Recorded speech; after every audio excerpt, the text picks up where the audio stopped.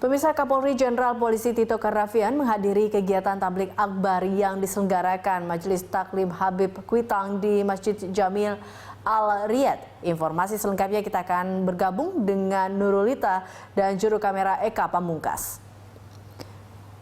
Lita, apa tujuan diselenggarakannya kegiatan tablik akbar ini di Masjid Jamil Al-Riyad saat ini? Ya Eliza, kegiatan ini bertujuan memang setiap minggu dilakukan oleh wilayah atau majelis taklim dari jamaah Ariyat ini setiap hari minggu dilakukan di sini. Artinya memang ini kegiatan rutin setiap minggunya. Namun hal yang berbeda pada minggu ini adalah pada jamaah Ariyat ini hari ini dihadiri oleh Kapolri Jenderal Tito Karnavian, kemudian juga ada Kadif Humas Polri Irjen Pol Boy Rafli Amar dan Kapolda Metro Jaya yakni Irjen Pol M. Iriawan. Memang tidak ada tema khusus dari tablik akbar yang diadakan oleh Majelis Taklim Kuitang ini. Namun tadi beberapa ulama saat menyampaikan khotbahnya sedikit menyinggung terkait Pilkada DKI dan juga kasus yang menyangkut dari Gubernur Pertahanan nonaktif DKI Basuki Cahayapurnama, di mana ia diduga melakukan penistaan agama, dan beberapa ulama menyampaikan bahwa mengajak seluruh masyarakat Indonesia dan juga seluruh masyarakat khususnya jamaah di Kuitang ini untuk tetap menjaga NKRI dan tidak terprovokasi untuk melakukan perpecahan bangsa. Iya, Nurulita, apa atau adakah pesan khusus yang disampaikan oleh Kapolri dalam kegiatan tablik akbar hari ini?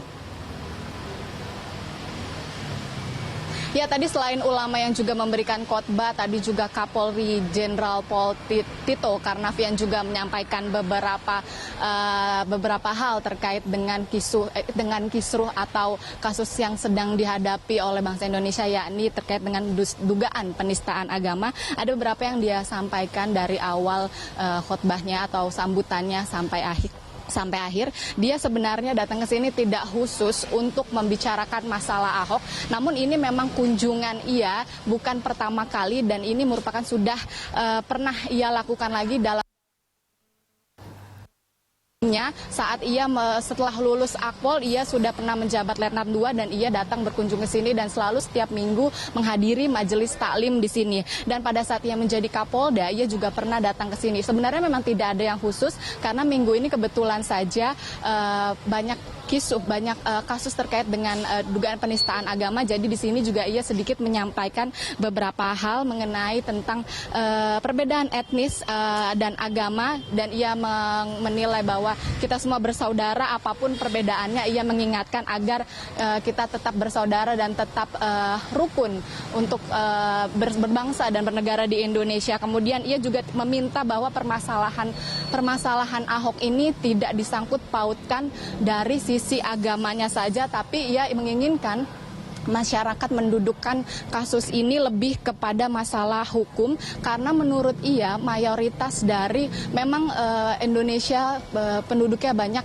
mayoritas agama Islam, namun khususnya di wilayah Jakarta ini juga menjadi mayoritas Islam, namun tidak di seluruh Indonesia umat Islam ini menjadi mayoritas. Jadi tugas Kapolri juga mengatakan bahwa ia juga bertugas untuk menjaga seluruh umat Islam yang ada di Indonesia ini, dan dia juga menceritakan beberapa hal terkait dengan kasus dugaan penistaan agama ini, di mana ketika kepolisian akhirnya memutuskan Ahok menjadi tersangka usai gelar perkara, dan ia juga harus menerima resiko. Dia menjelaskan dia harus menerima resiko bila kasus ini memang ditangani oleh kepolisian. Artinya ada 100 wilayah ada 100 wilayah di Indonesia yang mengikuti pilkada serentak, dan ia juga harus mau menerima atau menangani laporan-laporan dugaan-dugaan terkait dengan hal semacam kasus dugaan penistaan agama ini. Selain itu, ia juga menjelaskan proses penegakan